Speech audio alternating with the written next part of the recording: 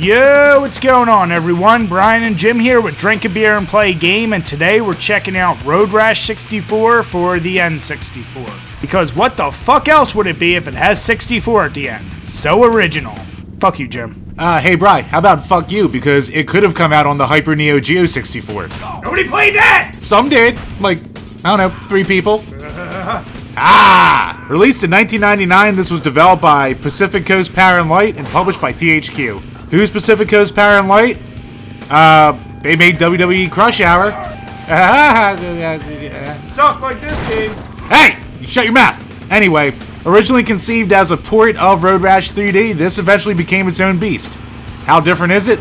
Let's take a look. Before I get into graphics, I just want to say this is one of the games where Jim and I disagree the most in more recent times. I'm attributing that to Jim having Stockholm Syndrome because he played this shitty game. Also called Played It More. It's like he was a victim and he took pity on it and got used to it and, gave it better scores than he should. But anyway, the graphics. Now taking a look at this, let's face it looks like shit. But if you add the expansion pack, it looks like rounded out shit. It's a little more smooth. Damn it! I will say... Why you get a letterbox mode and widescreen?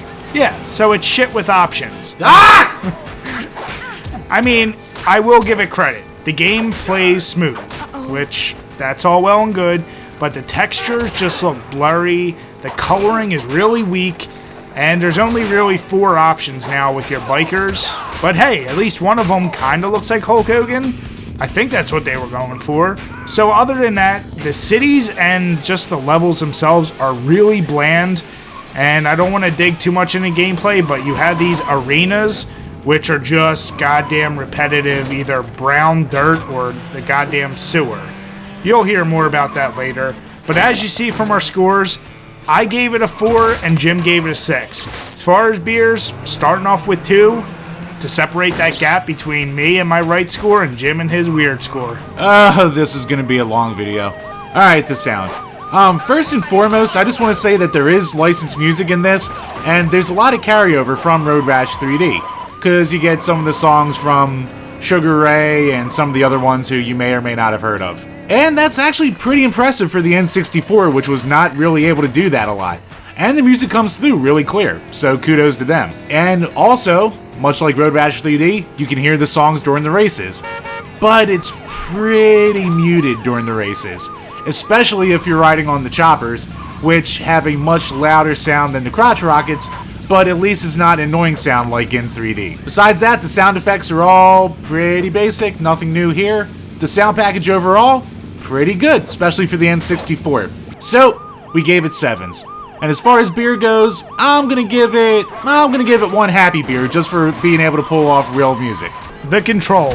Mechanically, the game still operates like all the other Road Rash. You have a gas button, the bitchy brake button, your attack buttons, and yeah, there's even a wheelie button this time. But the problem for me, and I've said this about a few different N64 games, the way they have it laid out just didn't work.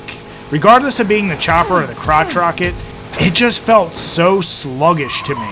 Not saying that the game itself was lagging, but it just felt like your bike was driving through a pile of shit. And your turns, I just didn't enjoy it. Like, you had to preemptively turn. This game spent a hell of a lot more time worried about what I would call a broken attack system, because using those little C buttons, come on, nobody likes using the C buttons. I don't care who you are, if you grew up with N64, those were the bane of your existence, and stop lying and saying they weren't. I like the C buttons! Exactly. If he likes it, and you like it, you know you got problems. Hey! But I'm not going to say the game is completely unplayable. If you're like Jim and are willing to dump a lot of time, you might get used to controls, but for me, I didn't really enjoy it. So as you see, I gave it a 4, Jim gave it a 6, and as far as beer, I'm gonna add 1 just to help you through that muddy ass experience. Alright, the gameplay. Kind of piggybacking off the control, if you want to enjoy this game, you have to put some time into it.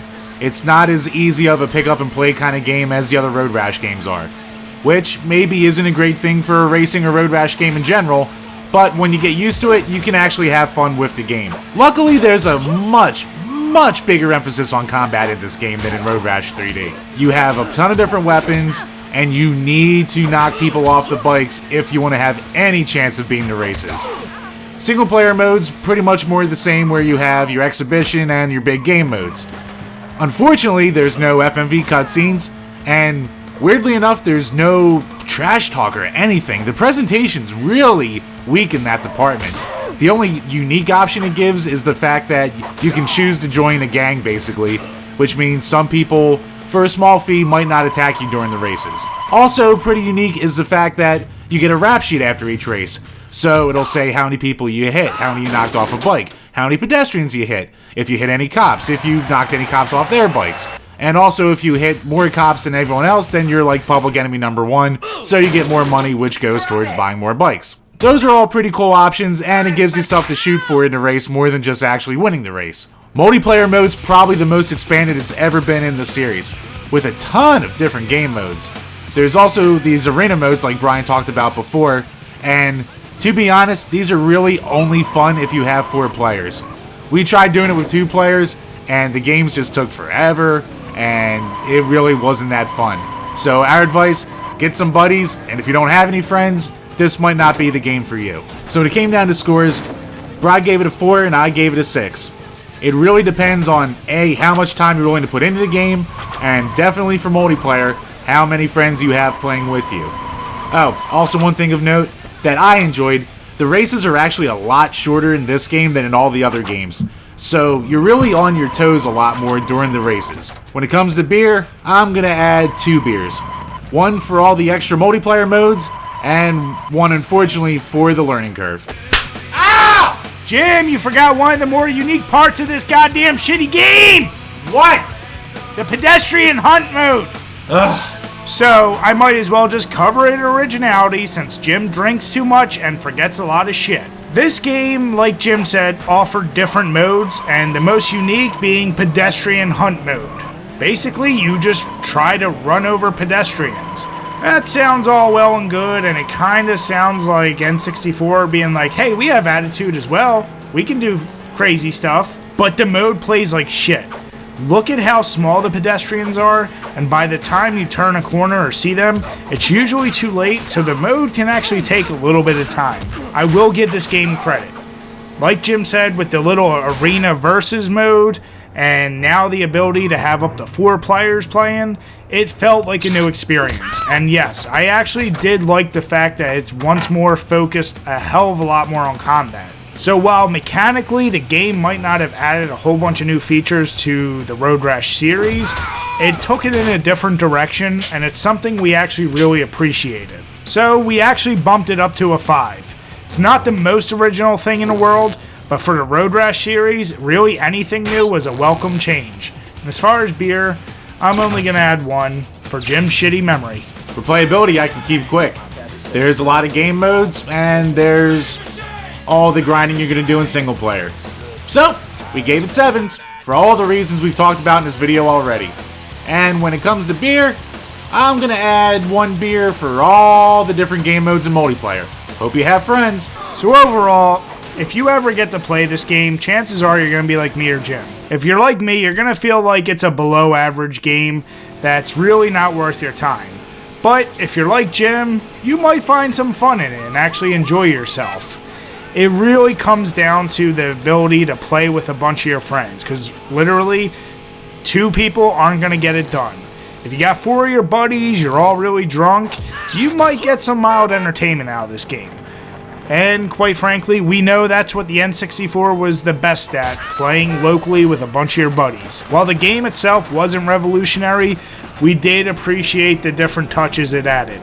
So, I gave it a 4, Jim gave it a 6, and when we round all of our scores together, it comes out to a 5.3. I think that's a fair compromise between my hating the game and Jim enjoying it, but that little bump to make it just above average by a goddamn tiny decimal is really given to the fact that you have all the different modes. Just make sure you don't pay a lot if you're gonna buy it. Uh-oh. Someone needed it in the box. Hey Jim, how much you pay for it? So we're gonna give this one away, right? No. No, that's staying on the shelf. You don't want to do a signed copy to people? No. Screw the people. That's why I'm your favorite. Damn it. When it comes to beer pairing, I'm going to have to go with the Modern Times beer, Blazing World. This is another American Amber Ale that is actually really highly rated, but just like this game, I feel like some people are going to be turned off by how actually hoppy this one is, which is kind of uncommon for most red ales. Don't get me wrong, we enjoy it, but we can understand people who really don't get along with how dank this is. So, you're going to need something that's going to really offset this game, and this is a good beer to pair with it. Try it out and let us know what you think. But remember to drink your beers and play your games responsibly. As always, guys, thanks for checking out this video, and if you enjoyed it, make sure you give us a thumbs up, leave some comments, or better yet, why not subscribe? Till next time, guys, cheers.